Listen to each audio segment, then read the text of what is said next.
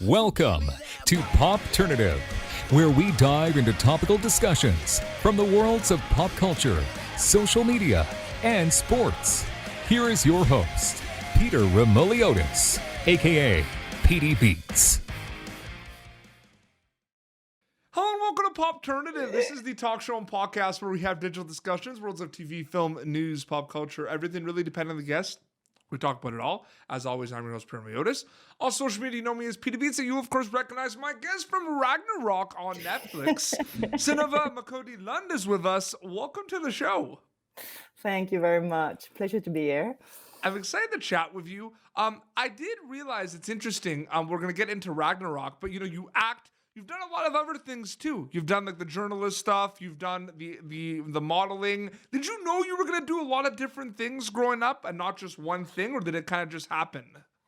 It did kind of just happen. I was, as a girl, the only thing I knew that I wanted to do was to write. Yeah. So I went quite academic for a while. So literature and philosophy and film science and all that. But then my generation was like the generation before was like, we're going to do advertising, and my generation was, we're going to do something with media. We have to do something with filmmaking or journalism or media or stuff like that. So I was in that kind of same scene. Yep. So I studied documentary filmmaking, directing at the end of this academic journey, and then I worked as a cultural journalist for many years. Wow. And as an editor for like Time Out magazines and stuff like that. Yeah. Then I had kids and I had kind of a break from it all. And all of a sudden this casting director contacted me because I've been reviewing films on telly for a movie called Headhunters with Axel Hennie and based on this Joe Nesbø book. And I was like, yeah, whatever, when you've had kids and you've been at home for 3 years, so like, give me whatever, I'm gonna do whatever, Yeah. And I got this, and since then, so that's like 10 years ago. It's a 10-year anniversary today, so I've been acting for 10 years. Yeah. Mm-hmm. Oh, absolutely. And we look at recently season 2 of Ragnarok dropped, and I find it very interesting too because we're in a great place right now where so much content can be discovered globally because of Netflix, and people from all around the world are loving Ragnarok. And I find it interesting a little bit too, because when season 1 of Ragnarok came out, there was interest. People didn't know much about it. It was out. People watched it and enjoyed it.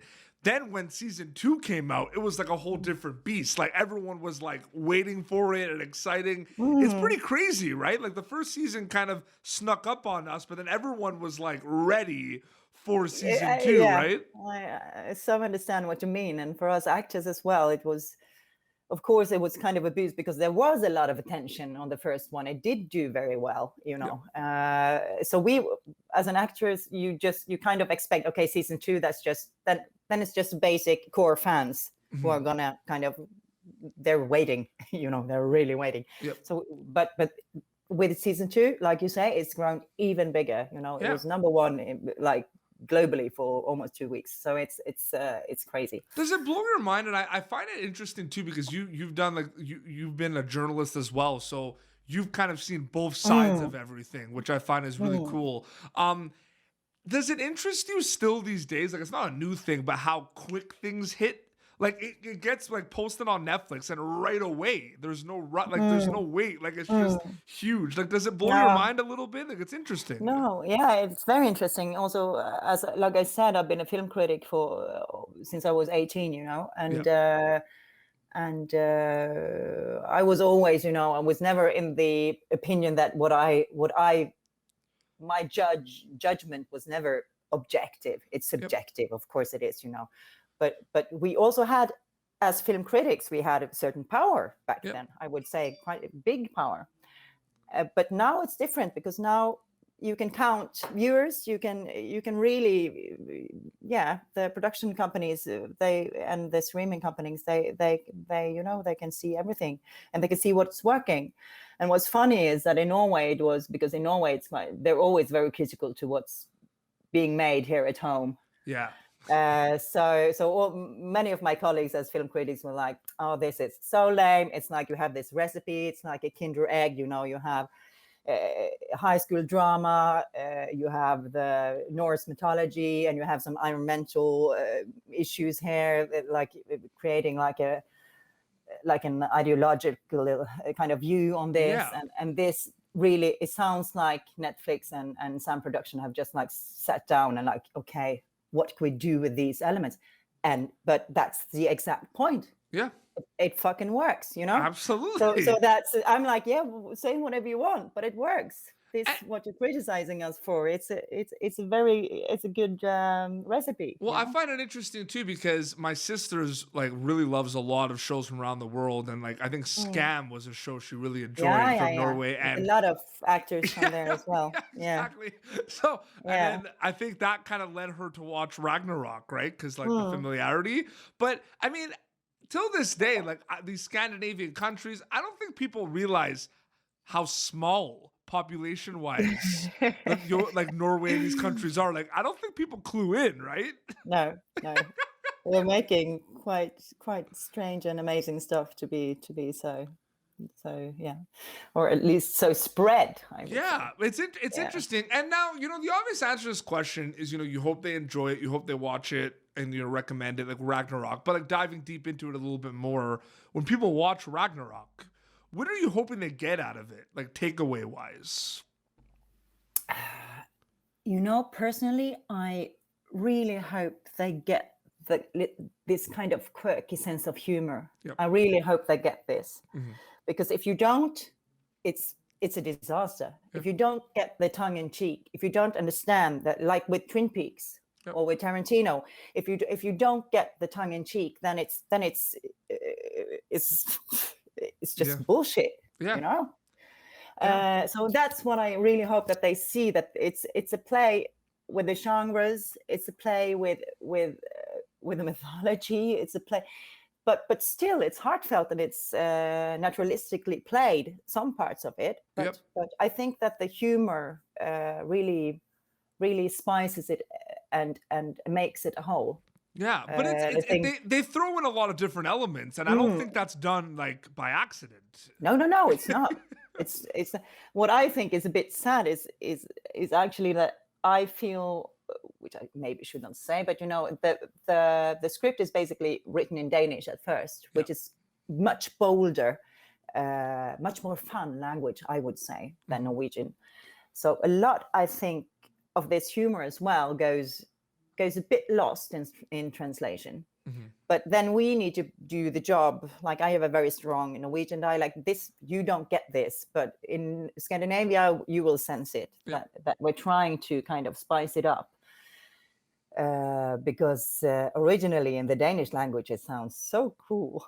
It's so much cooler, and then we have to say it in Norwegian and we're like, but we also dub in English and but that's another thing too. I was gonna bring that up because I was interested to see your opinion on that, especially you coming also from the film critic background. I was wondering, I'm like, do I ask you about the dubbed, like your opinion on it? It's not the same at all. Like, no. I'm sorry. Like, watch it with subtitles. Like, I don't know what else to say. You must. You really must. I hope everyone does this, because also for me, I haven't played in Norway actually for 6 years or something. I just play abroad in English. So for me, it's kind of okay, but it's, of course, it's dubbed. It's strange, but sometimes actually I can feel like, with my dialect saying it in Norwegian, which no one globally will understand, it feels a bit, a bit boring. But if I can say, you can never be part of my family, if I can say that in English, it's cooler than to say it in Norwegian, But there is a lot of, where we are, what's it called? They want us to, like, I have a very straight British thing, I think, but loads of the others are encouraged to have a very Norwegian accent, and to so I guess that English dubbing is must be hilarious for people who. It's just like, but it's one of those things too, where another round that won Best Picture at the Oscars for foreign film, another round. they're making like there's talks about an American version of it with Leonardo DiCaprio. And it's kind of like times have changed a little bit. Like people are watching it with subtitles now. You know what I mean? Yeah, but then one needs to be aware also. Yeah, because I understand your point. Yeah. Because it's not, if people don't watch it with subtitles, they will watch it dubbed in Spanish or Polish or, so I had this thought, who is actually watching it in English? Yeah. Dubbed in English. Well, but it's also Discovery. It's the Discovery too, though. But it's also Discovery too. Like, for example, like Ragnarok is Norwegian, and we're watching it in subtitles, and it's Norwegian, and like in North America. But we know about it, right? Like, let's say we didn't have like Netflix and everything, right? And someone saw Ragnarok. Maybe they would have said, let's make like a North American version of it with English actors. Exactly. Like, I'm just saying, you know what I mean? Now it's got its own life, and it's not. Yeah. But we're exposed to so much more content now. But we get to watch so many more things. And I think also with the pandemic now, at least I recognize that for myself, that I've started to watch, because I can't travel. I've started to watch more international shows, or shows from Italy, or shows from Spain, or so I've been hungry for this other world, these other cultures. I've been really hungry to see other streets, to see other cities, which I think we should continue to explore in that way. Like Ragnarok, I don't know if you've noticed this. I was talking to Teresa about it. Like Ragnarok is huge in like Turkey. Yeah, Turkey, Argentina, like Brazil South loves America. it. Yeah, like huge. It's huge. It's massive. Which is crazy. Really cool. For you as kind of a storyteller, you're acting now, you're a film critic. So you have that writing background as well. Are you noticing though that like people are naturally now like they're acting, but they're also going behind the camera and they're writing and they're producing and directing? Are you noticing that kind of trend of people wanting to kind of do more and wear many hats? Like I feel like that's happening a lot. People are gravitating towards not just doing one thing anymore. Yeah, maybe especially in my age as well, like 40 plus. It's like, people who've acted for a while or even had that, like they went to school as well. I didn't go to school, but like Henriette, who plays the mother of Lauritz and Magne, she's doing that.